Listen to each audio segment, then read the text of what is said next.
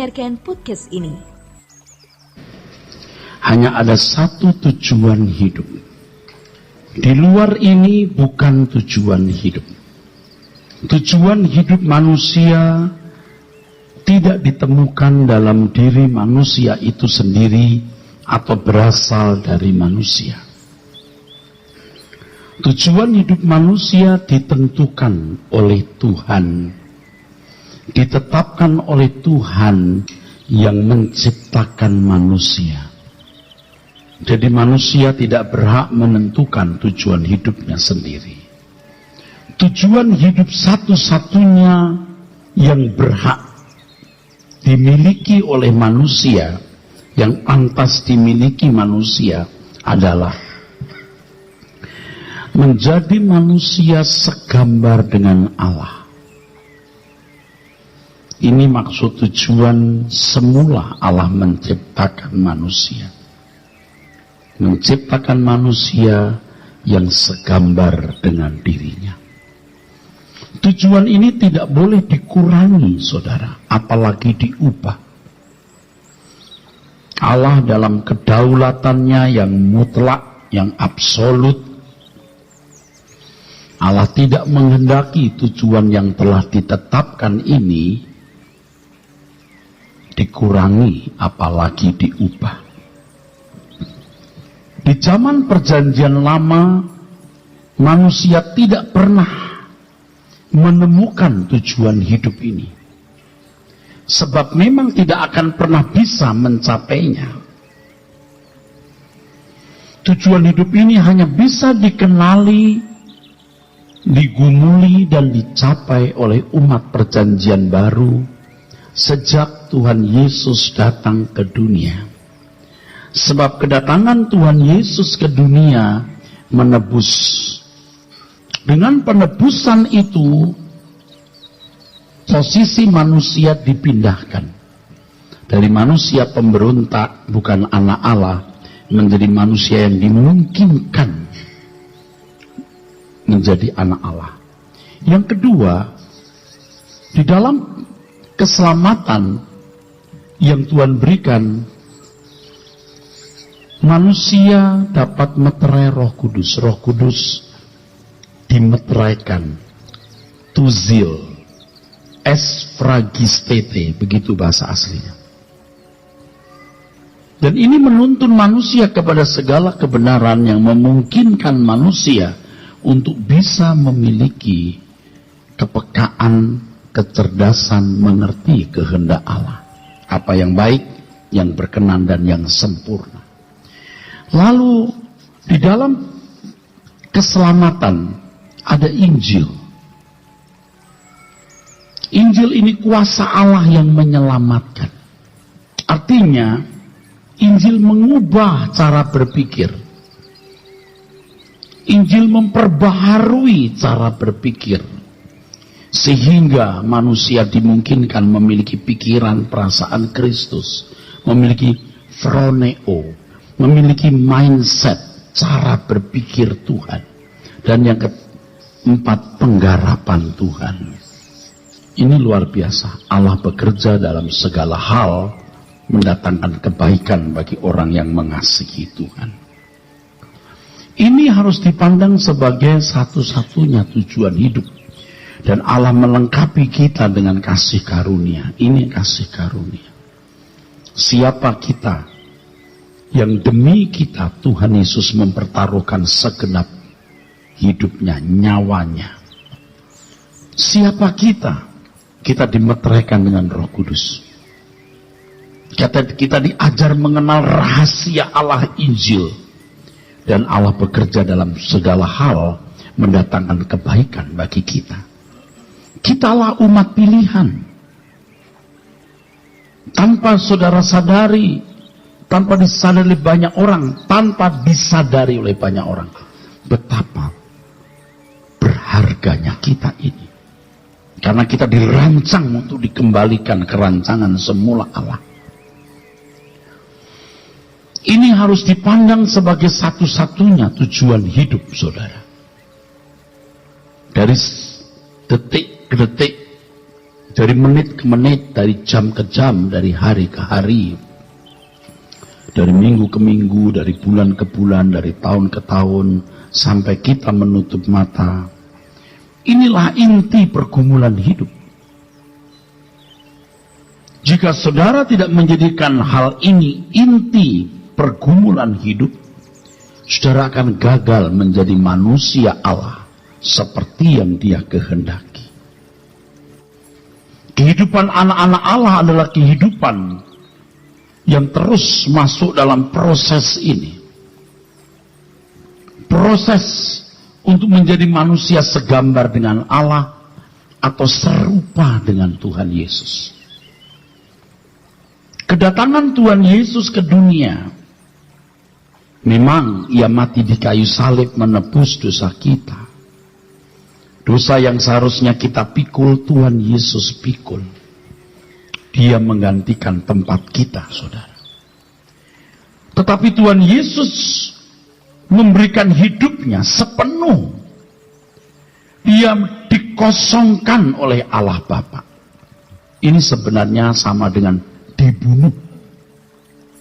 Kalau saudara dan saya dibunuh, tinggal roh. Tubuh kita tidak lagi bisa berfungsi, dikubur. Jiwa kita yang melekat dengan tubuh juga ikut dikubur. Roh yang abadi. Jadi jiwa ini bertalian dengan tubuh, saudara. Nah, pada waktu Tuhan Yesus mengosongkan diri, benar-benar kesadarannya dicabut. Dalam segala hal Ia disamakan dengan manusia. Roh dari Allah anak inilah yang ditanamkan dalam rahim Maria dan menjadi bayi Yesus. Dibunuh. Dalam segala hal Ia disamakan dengan manusia. Dia harus berjuang untuk mencapai kesucian, berjuang untuk mencapai kekudusan, dan Alkitab mengatakan setelah Dia mencapai kesempurnaan, Dia menjadi pokok keselamatan, komposer, penggubah. Kalau tidak sampai kesempurnaan, Tuhan Yesus tidak bisa menggubah kita. Dia sudah menjalani, saudaraku, hidup itu. Bagaimana hidup seperti rancangan Allah, yang prinsipnya adalah makananku melakukan kehendak Bapa dan menyelesaikan pekerjaannya. Tuhan Yesus telah memenuhinya. Ini panggilan kita. Ini panggilan kita. Ini sangat utama dalam hidup ini. Kita tidak boleh menghindarkannya. Sebab seperti yang dikatakan dalam firman Tuhan di Injil Matius 7 ayat 21 sampai 23. Bukan orang yang berseru kepadaku, Tuhan, Tuhan akan masuk kerajaan surga. Tapi orang yang melakukan kehendak Bapa. Sebab pada akhir zaman nanti orang berseru kepadaku, Tuhan, Tuhan. Tapi aku akan berkata, aku tidak kenal kamu. Aku tidak kenal kamu. Aku tidak menemukan diriku dalam hidupmu. Kalau aku menemukan diriku dalam hidupmu, engkau melakukan kehendak Bapa. Seperti yang pernah kujalani, makananku melakukan kehendak Bapa dan menyelesaikan pekerjaannya. Jadi kedatangan kita ke gereja bukan supaya kita diberkati secara jasmani, supaya usaha kita maju, kita sehat dari sakit, sembuh. Ketika Tuhan Yesus menginjil, Tuhan Yesus harus menunjukkan dirinya anak Allah. Dia harus membuat mujizat untuk dikenali bahwa dia anak Allah dan pengajarannya didengar. Itu tidak sama dengan saudara yang sudah percaya Tuhan Yesus. Saudara datang ke gereja bukan untuk mencari kesembuhan, bukan untuk mencari berkat jasmani. Kalau saudara mau mencari kesembuhan, jaga pola makan, pola hidup yang baik. Anda ke dokter. Kalau Anda perlu kesembuhan, saudara berdoa sendiri. Jangan mengandalkan manusia jadi pengantara saudara dengan Allah. Saudara kekanak-kanakan terus. Anda datang bukan supaya diberkati dengan berkat jasmani. Kalau Anda mau diberkati, yuk kerja keras, hemat, jujur, bisa dipercaya, rajin. Itu tatanan Tuhan. Anda tidak bisa diberkati tanpa tanggung jawab.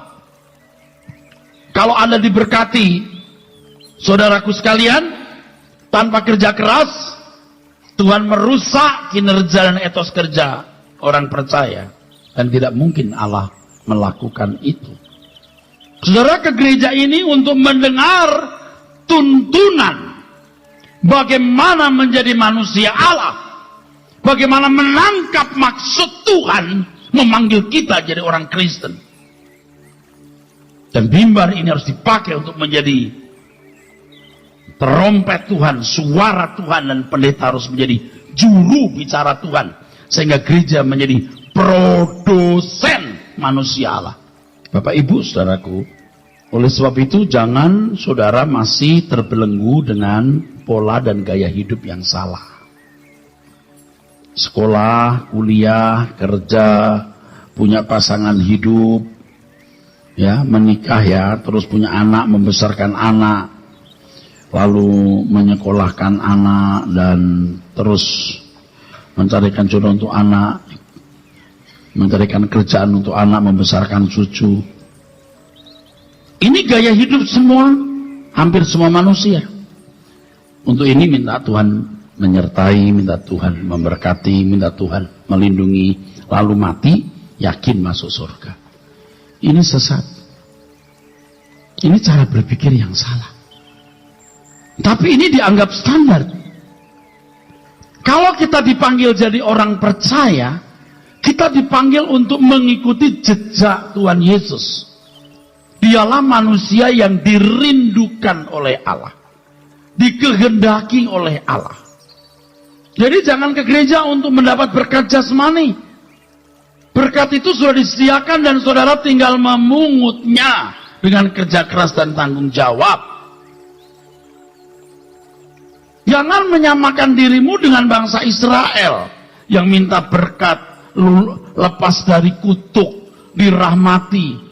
Bangsa Israel itu belum menemukan tujuan hidup. Dan Tuhan juga mentolerir mereka tidak menemukan tujuan hidup. Mereka masih berorientasi pada pemenuhan kebutuhan jasmani.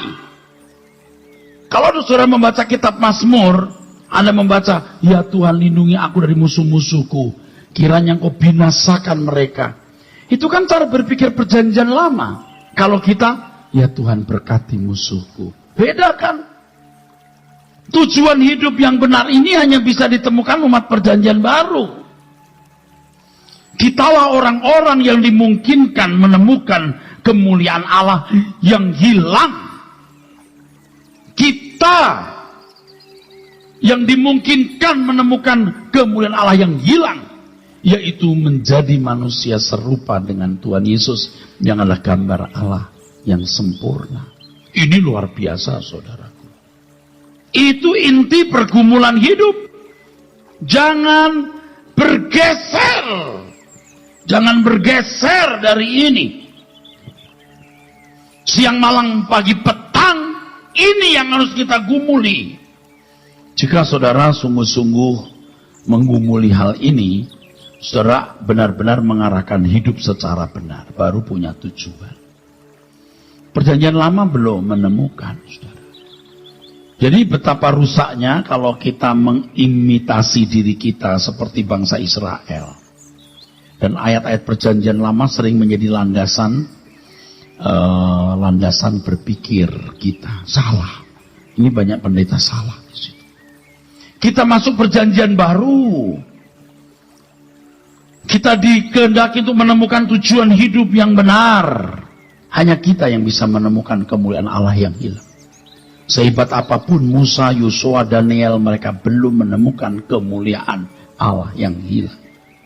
Kalau kita mengarahkan hal hidup kita pada tujuan ini, kita baru bisa menghayati kesucian Allah. Dalam perjalanan hidup saya, rasanya belum pernah saya mencapai kesucian seperti hari ini. Walaupun tentu saya tidak selalu benar. Tapi saya berusaha untuk hidup tidak bercacat, tidak bercela. Selama saya menjadi pendeta, menjadi orang Kristen dari kecil. Tetapi toh, setiap kali saya berhadapan dengan Tuhan, betapa tidak layaknya diriku. Betapa tidak pantasnya diriku ini. Dan aku bersyukur aku masih punya waktu untuk membenahi diri, saudara. Kita orang-orang yang luar biasa karena kita dipercayai oleh Tuhan Yesus memiliki kemuliaan seperti kemuliaannya. Yohanes pasal 17 ayat 22. Mari kita baca. Yohanes 17 ayat 22, saudara. Dan aku telah memberikan kepada mereka kemuliaan yang engkau berikan kepadaku, supaya mereka menjadi satu, sama seperti kita adalah satu. Aku di dalam mereka dan engkau di dalam aku, supaya mereka sempurna menjadi satu. Ya, kita bisa berkeberadaan seperti Tuhan Yesus. Itu luar biasa.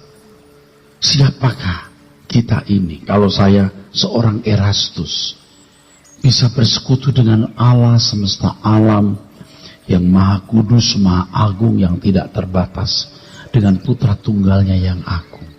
Siapakah aku? Saya sering merasa tidak layak, saudaraku. Tetapi saya bersyukur saya masih punya waktu untuk membenahi diri. Dan saya mengajak saudara-saudara sekalian untuk mengerti panggilan ini. Panggilan yang sudah hilang. Sebab rata-rata pembicara gereja sudah tidak bicara lagi hal ini, saudara. Seakan-akan kita diparkir, saudara, di dunia. Kita diberi kemuliaan, ini sarananya, saudara. Kita manfaatkan tidak sarana ini? Kita berjuang tidak? Nah, kalau kita berfokus pada materi dunia, banyak bocornya. Kita tidak pernah mencapai manusia seperti yang dikehendaki oleh Allah. Semua yang diraih manusia yang akan berakhir, itu bukan tujuan. Jadi kalau ada orang berkata, ya itulah tujuan hidupnya Pak, dunia ini. Oh, itu bukan tujuan. Karena Anda mau hebat bagaimanapun, mau kaya, cantik, ganteng, akan berakhir. Dan kemuliaan kita sebagai anak Allah tidak diukur dari mobil yang kita kendarai, perhiasan yang kita kenakan, pakaian yang kita pakai, gelar pangkat yang kita sandang, rumah, dan berbagai aksesoris hidup yang dinilai manusia sebagai value atau nilai. Nilai kita pada kemuliaan, dan itu tidak bisa diberikan oleh siapapun, hanya Tuhan yang bisa memberikan. Nah, kita sungguh-sungguh nggak berurusan dengan Tuhan, saudara. Sekarang bagaimana gaya hidup, lifestyle dari Tuhan Yesus yang dikenakan 2000 tahun yang lalu bisa diterjemahkan secara konkret di dalam hidup kita di abad 21 ini. Itu intinya kekristenan. Maka kita disebut Kristen kan artinya seperti Kristus. Bagaimana melahirkan Kristen-Kristen ini, orang-orang seperti Kristus ini? Bukan Kristen-Kristen status lahiriah, Kristen kemasan, Kristen KTP, Kristen bungkus saja. Tapi Kristen yang sejati, yang seperti Kristus. Dan gereja harus bisa memproduksi, jadi produsen dari manusia-manusia ini lewat pengajarannya, lewat contoh kehidupan gembala dan semua pelayan-pelayannya. Bukan hanya membuat orang Kristen tetap setia jadi orang Kristen, tetapi membuat orang-orang Kristen ini benar-benar seperti Kristus. Itu kita mulai sekarang. Kalau jumlahnya sudah banyak begini, aduh, saya merasa lelah. Bedanya tipis antara menggerakkan, memobilisir kegiatan pelayanan gereja dengan menggerakkan manusia untuk mengenal Allah dan diubah kodratnya dari kodrat dosa jadi kodrat ilahi. Ini mirip, hampir tidak ada bedanya, saudara. Dulu saya menggerakkan kegiatan gereja. Sekarang setelah saya sadar, saya harus menggerakkan hidup saya pribadi. Bisa berubah, mengenakan manusia Allah. Dan saya mengajak orang untuk berubah dari kodrat dosa kepada kodrat ilahi. Saudara harus mau merubah. Tujuan hidupmu harus saudara rubah. Jangan hanya setuju dengan khotbah saya ini, tapi saudara mengerti dan mau berubah. Kau buka mataku, hati dan pengertianku, hidup ini untuk mengabdi bagimu, disingkat dariku. Kaulah tujuanku,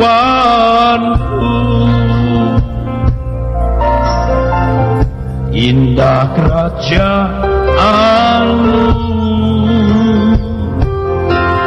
di ujung jalanku nampak matahari kehidupannya tak pernah terbenam.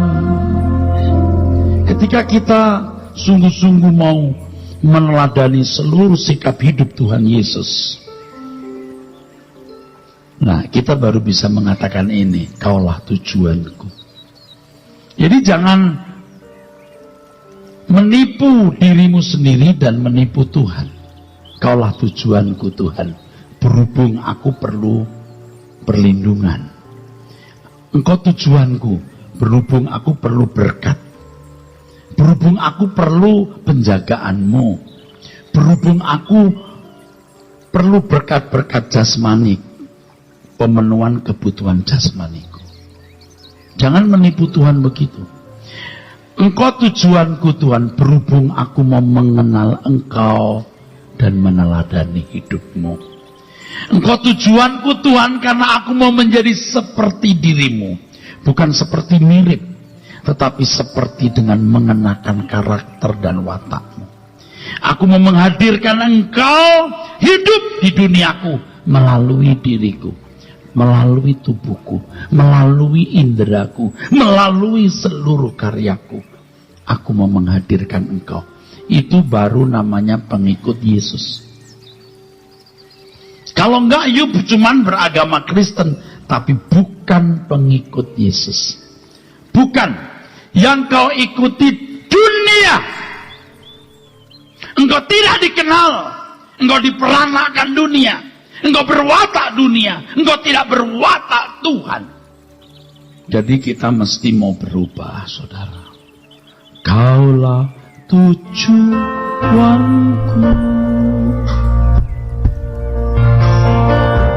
indah kerajaanmu, di ujung jalanku nampak matahari kehidupan yang tak pernah terbenam.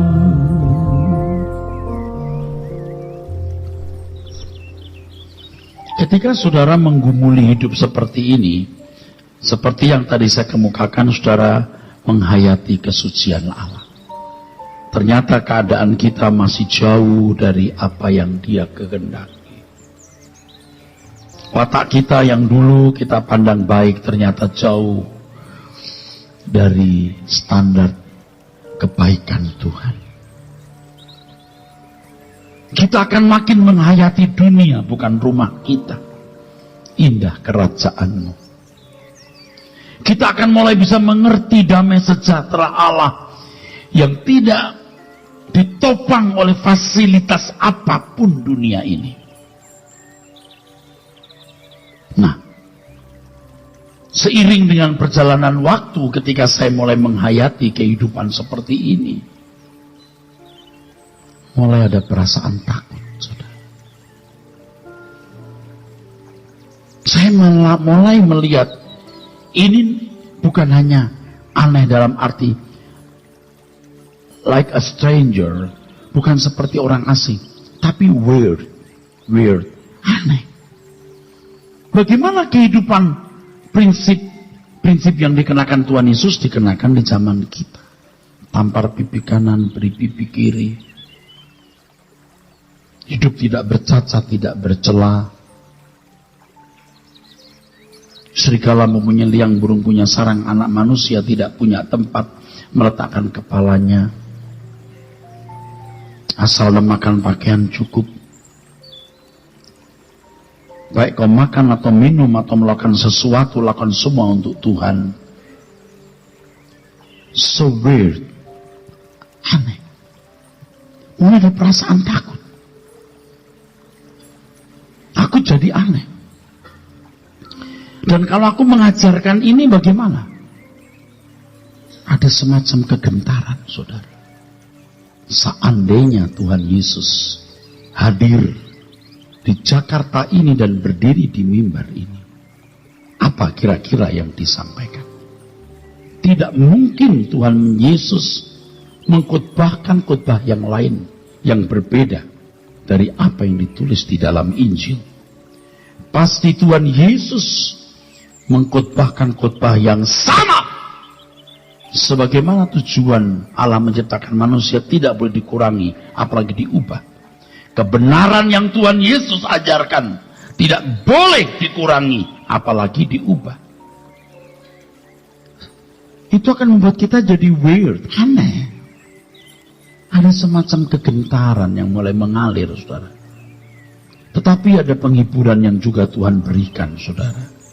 Pada waktu Tuhan Yesus memberitakan Injil, mengajarkan kebenaran, orang-orang yang dihadapi itu tidak tune dengan Tuhan. Tidak cocok pikirannya, tidak cocok konsep-konsepnya. Mereka menginginkan pelepasan dari kemerdekaan penjajahan secara politik. Kebebasan dari kekaisaran Roma. Tetapi Tuhan Yesus mengajarkan kebebasan dari dosa. Beda. Saudara, kalau membaca Alkitab sering ada friksi, benturan antara Tuhan Yesus dengan murid-muridnya. Nggak nyambung. Bahkan setelah kebangkitan Tuhan Yesus, pasca kematiannya, mestinya murid-murid tahu. Tetapi saudara tahu, murid-murid masih menuntut Tuhan Yesus memulihkan kerajaan bagi Israel. Kejayaan lahiriah, kemuliaan duniawi. Nggak nyambung. Tetapi Tuhan Yesus dengan integritasnya yang kokoh memberitakan terus. Tahu nggak tahu, pokoknya saya sampaikan dulu. Di awal pelayanannya Tuhan sudah berkata, kamu harus sempurna seperti Bapa. Kumpulkan harta di surga, bukan di bumi. Kamu tak dapat mengabdi kepada Tuhan. Terus, ini yang memberi kekuatan kepada kita. Masuk kita takut ngomong begitu. Udah, ngomong saja. Orang mau terima, silakan. Nggak terima, ya silakan. Pasti ada orang-orang yang disisakan, saudara. Ini jemaah sudah banyak. Waduh, capek, saudara. Mestinya dari sedikit tambah banyak. Dengan cara berpikir yang benar. Kalau langsung banyak atau banyaknya dalam waktu singkat, orang-orang yang ke gereja hanya karena mau store muka, karena ya harus ke gereja. Dia tidak ikut Tuhan Yesus. Hari-harinya ikut dunia. Lalu bagaimana kita bisa mengingatkan orang-orang ini? Saya agak pesimis, saudara. Terus terang, saya agak pesimis. Saya sering desperate, menderita batin. Kalau dulu tidak, yang penting aku gerakkan mobilitas ini untuk gereja menjadi besar. Sekarang kita sudah sadar itu salah. Sekarang yang penting bagaimana kebenaran disampaikan dan mengubah setiap individu ini menjadi manusia-manusia Allah. Kalau saudara ikuti jalan Tuhan ini, ikuti jejakku, seperti saya ikut jejak yang mulia Tuhanku Yesus Kristus, nanti ada perasaan takut. Tapi kita tidak boleh takut. Di Wahyu 21 ayat 8, firman Tuhan mengatakan ini. Tetapi orang-orang penakut, orang-orang yang tidak percaya, orang-orang keji, orang-orang pembunuh, orang-orang sundal, tukang-tukang sihir, penyembah-penyembah berhala, dan semua pendusta, mereka akan mendapat bagian mereka di dalam lautan yang menyala-nyala oleh api dan belerang. Inilah kematian yang kedua. Saudara baca itu. Orang-orang yang akan dibuang di lautan api. Kelompok pertama adalah penakut. Penakut. Pasti ini jarang dikhotbahkan. Sebab bingung, kok penakut masuk neraka. Urutan pertama loh, penakut. Dalam bahasa aslinya ini deilos. Deilos ini bisa diterjemahkan fearful, tapi juga bisa diterjemahkan timid. Timid itu artinya malu. Malu. Perasaan malu bercampur gentar, itu timid. Anda pernah dong punya pengalaman ini? Ayo maju ke depan. Ayo kamu yang doa. Aduh, aku malu. Malunya tuh malu karena takut. Saudara makin konsekuen mengenakan prinsip-prinsip hidup Tuhan Yesus, itu saudara akan semakin ditolak dunia. Anda akan dianggap konyol. Anda juga takut. Jadi apa hidup cara ini? Saya sudah mengalaminya. Saya sudah melewatinya. Takut. Pendeta-pendeta ngomongin aku apa nanti? Ini pendeta Erastus ini sombong. Kayak rasa benar sendiri. Terus tuh, saya juga gak mau jadi konflik dengan banyak orang, saudara. Tetapi kalau firman Tuhan bicara begitu, ya saya tidak bisa tutup mulut lah. Dan seiring dengan perjalanan waktu saya merasakan perubahan dalam hidup saya. Saya yakin, saya tahu bahwa apa yang saya pahami, yang sedang saya lakukan ini benar. Wah, sudah. Saya sampaikan saja. Orang yang sungguh-sungguh mengikut jejak Tuhan Yesus akan membawa dirinya kepada keadaan yang sulit, mencari masalah di dunia. Sebab gaya hidup yang dikenakan Tuhan Yesus itu gaya hidup yang bertolak belakang dengan pola hidup manusia pada umumnya. Pada waktu itu saja sudah di-reject. Orang resisten. Orang menolak, apalagi dunia kita hari ini. Coba, saudara, apa enggak sulit? Biasanya kekristenan ditawarkan sebagai jalan supaya manusia hidup santun, diterima masyarakat, diberkati, menikmati berkat Tuhan. Tetapi Injil yang sesungguhnya merenggut engkau hidup dalam kewajaran. Engkau dan aku bisa tidak normal ini gara-gara begini. Tetapi kalau Tuhan Yesus hidup pada zaman sekarang, dia berdiri di mimbar ini, dia akan khotbahkan khotbah yang sama. Yang sekarang saya ulang. Dan saya bertanggung jawab atas apa yang saya kemukakan. Yang mau ikut, mari ikut. Nggak mau ikut, terserah situ. Nggak ada paksaan. Orang takut. Takut jadi aneh di mata dunia.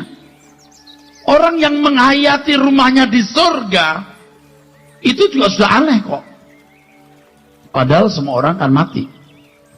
Yang normal itu bagaimana membuat rumahmu seindah-indahnya hari ini, semewah-mewahnya. Soal nanti di surga ya kita yakin saja masuk surga. Surga itu apa? Ya pokoknya bukan tempat celaka aja. Makanya you mesti belajar, Anda harus belajar, saudara harus belajar, Bapak Ibu harus belajar. Apa itu surga? Ada buku yang saya tulis. Mengikut Tuhan Yesus itu adalah sebuah investasi yang tiada tara, Pak. Tiada tara. Manusia kan pada umumnya investasinya adalah sekolah, kuliah, kerja. Ini investasi untuk ke depan, punya kerjaan.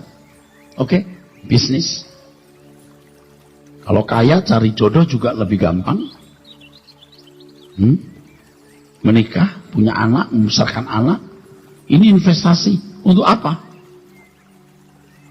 Untuk nothing. Karena bukan tujuan. Belum habis. Masih bandel. Suatu malam saya berdoa, saudara. Saya diberkati Tuhan dengan satu berkat. Dalam doa itu ada sesuatu yang saya terima, yang saya belajar, saudara. Tuhan mengajar menurut yang saya pahami. Ketika kamu percaya padaku, sejak itu kamu tidak boleh punya urusan. Sejak kamu percaya kepadaku, kau ikut aku, kamu tidak boleh punya urusan lagi. Kamu sudah tidak punya urusan lagi. Sebab urusanku yang kau urus. Berat. Tapi saya baru mengerti mengapa Tuhan mengatakan, baik kau makan atau minum atau melakukan sesuatu yang lain, lakukan semua untuk kemuliaan Allah. Sudah aneh kan? Tetapi ini untuk investasi, saudaraku. Seperti Tuhan Yesus menjadi Tuhan bagi kemuliaan Allah Bapa. Dia membeli kita dengan harga yang lunas dibayar, bahwa kita bukan milik kita sendiri, supaya kita juga memuliakan Tuhan dengan tubuh kita. Tuhan Yesus menjadi Tuhan bagi kemuliaan Allah. Kita menjadi anak-anak Allah bagi kemuliaan Allah. Apa itu bagi kemuliaan Allah, saudaraku? Yang pertama, seperti yang tadi saya kemukakan, Allah menghendaki ada satu makhluk yang segambar dengan dirinya. Yang segala sesuatu yang dilakukan sesuai dengan kehendak Allah. Prinsipnya adalah makananku, melakukan kehendak Bapa, dan menyelesaikan pekerjaannya. Ini investasi yang tiada tara. Dari detik ke detik, dari menit ke menit, dari jam ke jam, dari hari ke hari, dari minggu ke minggu, dari bulan ke bulan, dari tahun ke tahun. Inti pergumulan hidup kita adalah bagaimana aku menjadi manusia Allah. Bagaimana aku menjadi manusia segambar dengan Allah, serupa dengan Tuhan Yesus. Dan lagu yang tadi kita nyanyikan itu bagus sekali, yang terakhir sebelum masuk firman itu. Telah banyak waktu yang sia-sia, tak kulakukan kehendak Bapa. Sekarang saatnya, takkan kutunda, membuktikan cintaku dengan nyata.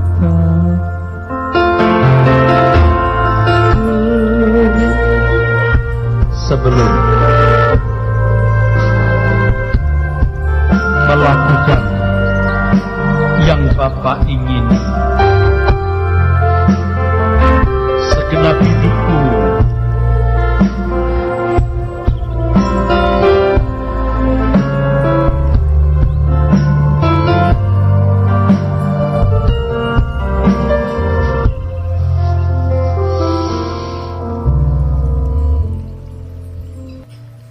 saudara ya,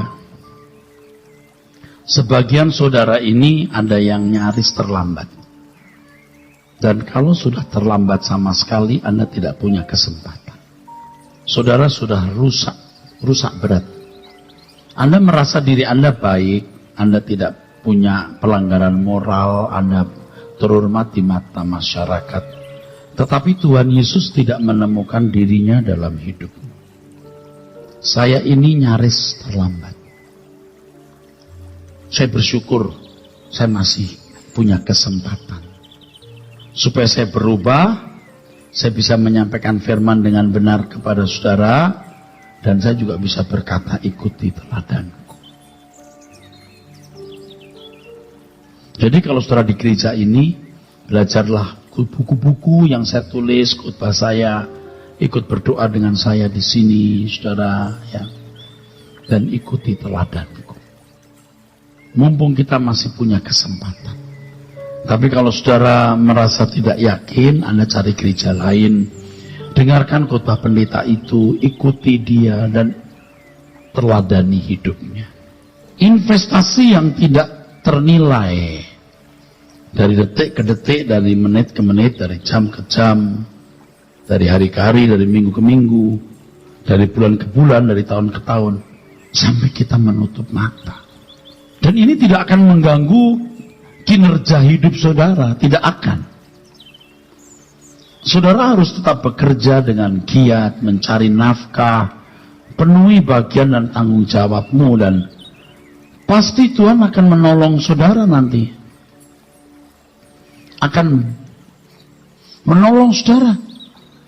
Kalau sekarang saudara berkata, Tuhan aku mau berubah Tuhan, seperti yang dikhotbahkan ini, walaupun saya belum tahu lengkap, Roh Kudus akan bicara loh kepada saudara, pasti. Roh Kudus akan tuntun saudara. Tapi kalau saudara tidak punya niat untuk berubah, ya tidak bisa. Saudara mau berubah?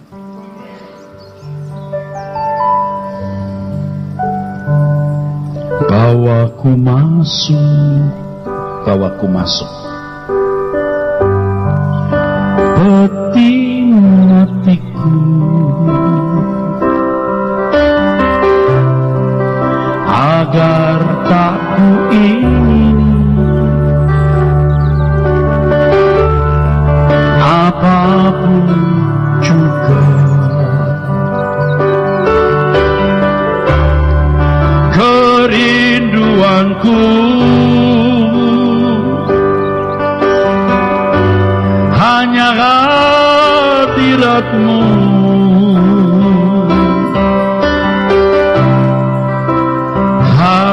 hadirat-Mu Tuhan, tempat perhentian. Bawaku masuk peti matimu, itu kalimat pertama yang saya tulis. Tapi nanti mungkin diganti, bawaku masuk tempat kudusmu, juga lebih sopan ya. Jadi peti mati itu mestinya buat tempat jemaat latihan masuk peti mati. Taruh di situ, terus dia masuk ke dalam, terus ditutup. Tapi dikasih beberapa senti supaya napas. Terus yang di luar nyanyi juga. Sampai bertemu.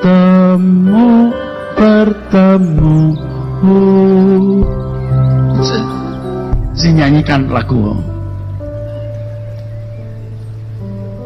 Wah itu mah konyol Pak. Kalau nggak begini orang nggak bertobat. Saudara anggap saya main-main nggak apa-apa. Tapi kalau saudara mati, Anda baru tahu betapa dahsyatnya kekekalan. Seperti yang saya kemukakan, suatu malam saya berdoa minta hikmat Tuhan, bagaimana perasaan orang mati itu, dan ternyata banyak orang mati nanti ingin balik ke dunia, ingin memperbaiki diri, tapi nggak ada kesempatan lagi. Makanya lagu tadi itu kalimat sebenarnya, bawa ku masuk. Nah itu peti mati. Nggak berani nyanyi kan?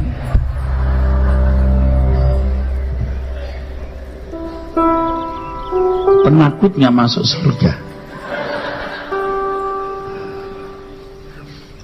Tapi kalau bawaku masuk tempat kudus, nah baru berani itu. Tapi Anda tidak akan masuk tempat kudus kalau nggak masuk peti mati dulu. Kerinduanku hanya hadirat-Mu,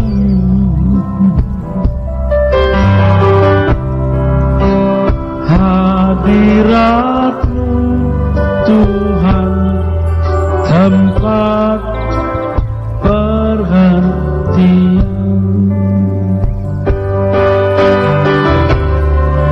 Bawaku pulang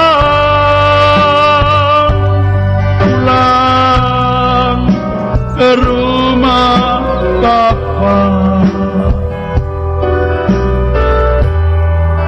Bawaku pulang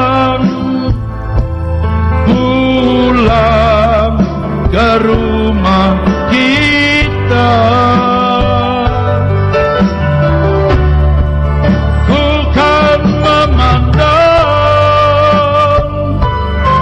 wajah juru selamatku. Ku melayani Tuhan Yesus Rajaku. Kita harus kokoh firm. Kalau saya mati hari ini, aku siap, aku bersedia. Makanya bejana hidupmu harus dipenuhi. Ketika saya pertanyakan Tuhan, bagaimana supaya kalau aku mati aku tidak ingin balik ke dunia, penuhi bejana hidupmu. Maksimalkan untuk mencari Tuhan dengan sungguh-sungguh. Ingat ya, mencari Tuhan bukan tiap hari ke gereja. Artinya saudara harus sungguh-sungguh menyediakan diri untuk mengenal Tuhan, untuk hidup benar, mengarahkan hati di kerajaan surga. Kita kerja, kita bisnis, kita cari uang sebanyak-banyaknya supaya kita bisa membalas kebaikan orang tua kita. Kita mandiri, tidak jadi beban bagi orang lain. Kita menolong keluarga besar kita, menjadi berkat untuk pegawai, orang-orang yang kerja dengan kita. Dan yang terakhir, kita harus dukung pekerjaan Tuhan di gereja ini, atau di gereja di mana saudara tergerak untuk mendukung. Kita harus berani mempertaruhkan segenap hidup seperti yang dilakukan oleh Abraham. Sejak Abraham dipanggil Tuhan untuk menjadi bapak orang percaya, Abraham akan menjadi berkat bagi banyak orang. Dia harus keluar Ur Kasdim. Dia tidak tahu negeri mana yang dimaksud. Tuhan berkata, akan kutunjukkan kepadamu negeri itu. Tapi tidak tahu kemana arahnya. Abraham hidupnya hanya disita oleh panggilan itu. Orang-orang Kristen yang tidak mengerti kebenaran, yang berkata, kita dibenarkan bukan karena perbuatan, karena iman, lalu merasa dirinya sudah selamat. Iman yang dimaksud itu iman Abraham. Iman pola Abraham, terinspirasi, terpola oleh gaya hidupnya. Itu bukan seperti yang dipahami orang hari ini, percaya Tuhan Yesus, dinalar, lalu ke gereja. Tidak ada pertaruhan sama sekali. Ini bukan iman namanya, Pak. Iman itu mempertaruhkan segenap hidup tanpa batas untuk Tuhan. Kamu tidak berhak punya urusan. Nah, ini kan jadi aneh, saudaraku.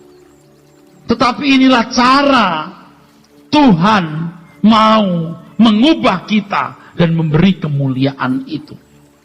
Abraham hari ini menjadi agung. Kalau dia tetap ada di Ur Kasdim, dia tidak pernah menjadi bapak orang percaya. Dia tidak pernah menjadi berkat bagi dunia ini. Demikian pula hidup kita. Kita tidak akan pernah menjadi berkat, memancarkan pribadi Kristus, kalau kita tidak berani invest tanpa batas untuk diproses Tuhan. Hari ini saudara harus berubah. Saudara jangan hanya berkata setuju, khotbahnya Pak Era, saya setuju, cocok. Nggak cukup. Saudara harus merespon kebenaran ini. Harus ada tindakan nyata. Kalau tidak, Anda buktikan engkau tidak akan pernah masuk ke dalam kematian dengan sukacita dan damai. Engkau akan ketakutan. Dan saya ingatkan bahwa kematian bisa datang setiap saat. Jangan sombong.